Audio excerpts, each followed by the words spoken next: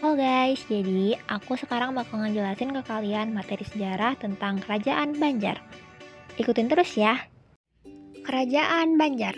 Kerajaan Banjar atau disebut juga Kesultanan Banjar merupakan salah satu kerajaan Islam di Nusantara. Sejarah Kerajaan Banjar diawali dengan perebutan tanah antara anggota Kerajaan Negara Daha. Kerajaan Banjar merupakan kelanjutan dari Kerajaan Negara Daha yang kala itu sebagian besar masyarakatnya menganut Hindu. Secara geografis, Kerajaan Banjar berada di Kalimantan Selatan dengan luas wilayah yang membentang dari Tanjung Sambar hingga Tanjung Aru. Selama berdiri, pusat pemerintahan Kesultanan Banjar sempat beberapa kali berpindah. Pusat pemerintahan atau ibu kota Kesultanan Banjar terakhir berada di Kayu Tangi atau yang kini disebut Martapura. Masa kejayaan dan keruntuhan. Masa kejayaan Kesultanan Banjar terjadi pada dekade pertama abad ke-17 di bawah pemimpin Sultan Musta'in Billah tahun 1595 sampai 1638 Masehi. Pada periode ini, Banjar menjadi bandar perdagangan besar dengan komoditas utamanya terdiri dari lada hitam, madu, rotan, emas, intan, damar, dan kulit binatang. Sedangkan wilayahnya berhasil diperluas hingga Sambas, Lawai, Sukadana, Kota Waringin, Pembuang, Sampit, Mendawai, Kahayan Hilir, Kahayan Hulu, Kutai, Pasir, Pulau Laut, Satuy, Asam-Asam, Kintab, dan Suwarangan. Setelah kematian Sultan Suryansyah, kepemimpinan Kerajaan Banjar mengalami beberapa kali pergantian pemimpin. Perebutan kekuasaan internal dimanfaatkan Belanda untuk menguasai tanah Kalimantan. Pada 11 Juni 1860, Belanda menghapuskan keberadaan Kesultanan Banjar dan menggantikan dengan kerajaan di bawah pengawasan Belanda. Raja Kesultanan Banjar yang terkenal, Sultan Musta'in Billah. Beliau menjabat dari tahun 1595 sampai 1638 Masehi. Akibat Perang Makassar, para pedagang dari Somba Opu, Kesultanan Goa, pindah ke Banjarmasin hingga menjadi bandar perdagangan besar. Pada masa ini pula, Kesultanan Banjar tidak lagi membayar upeti kepada Kesultanan Demak. Wilayah Kesultanan Banjar pun berhasil diperluas. Ketika Sultan Musta'in Billah berkuasa, ketegangan Kesultanan Banjar dengan Mataram perlahan mulai membaik.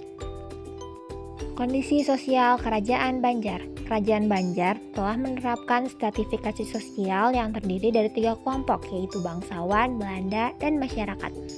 Lapisan pertama ditempati oleh golongan bangsawan yang terdiri dari raja dan keluarganya. Lapisan kedua ditempati oleh orang Belanda, dan lapisan terakhir atau lapisan ketiga ditempati oleh masyarakat atau rakyat biasa. Kondisi budaya Kerajaan Banjar. Sejak Kesultanan Banjar berdiri, budaya yang diterapkan di kerajaan ini lebih ditekankan pada budaya Islam dan tidak meninggalkan unsur budaya tradisionalnya.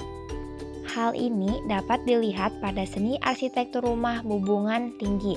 Atapnya yang menjulang tinggi ke langit adalah simbol ikrar keyakinan kepada Allah Subhanahu wa Ta'ala.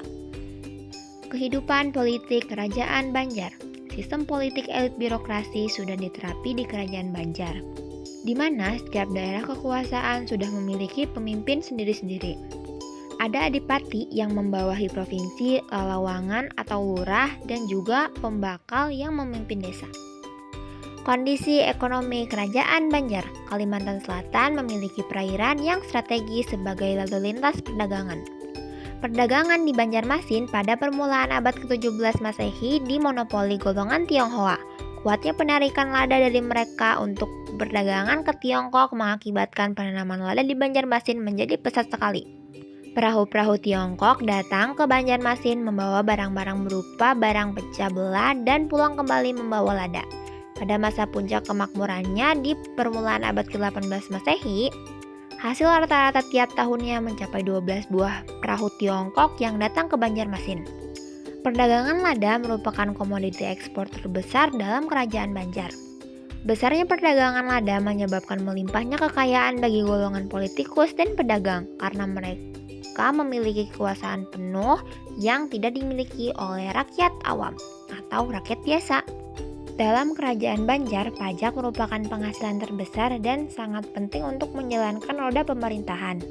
Jenis-jenis pajak yang dipungut dari rakyat adalah pajak uang kelapa, sewa tanah, pajak perahu, pajak penghasilan intan dan emas. Perekonomian masyarakat Banjar terdiri atas pertanian, nelayan, dan industri.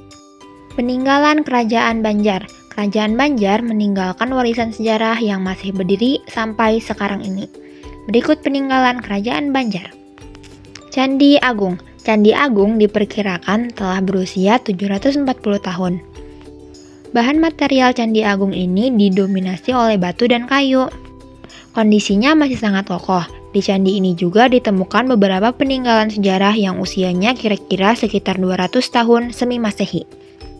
Batu yang digunakan untuk mendirikan candi ini pun masih terdapat di sana. Batunya sekilas mirip sekali dengan batu bata merah.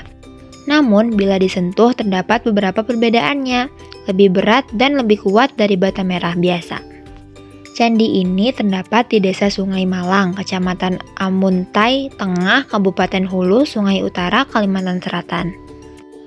Makam Sultan Suryansyah. Makam Sultan Suryansyah terletak di Jalan Kuin Utara, RT 9, Desa Kuin Utara, Kecamatan Banjarmasin Utara, Kota Banjarmasin, Kalimantan Selatan. Makam Sultan Suryansyah berada pada kompleks pemakaman kerajaan yang diberi cungkup. Makam nisan tersebut dari kayu yang tingginya 0,4 meter dan tidak memiliki jiran. Hingga saat ini, makam Sultan Suryansyah ramai dikunjungi masyarakat dan menjadi tempat ziarah. Masjid Sultan Suryansyah atau Masjid Kuin adalah sebuah masjid bersejarah di kota Banjarmasin yang merupakan masjid tertua di Kalimantan Selatan. Masjid ini dibangun pada masa pemerintahan Sultan Suryansyah, Raja Banjar pertama yang memeluk agama Islam. Nah, jadi kira-kira seperti itu penjelasan tentang Kerajaan Banjar. Aku meminta maaf ya kalau misalnya aku banyak salah dalam pengucapan dan penghafalannya. Dan makasih juga udah ngedengerin aku dari awal sampai akhir. Dadah!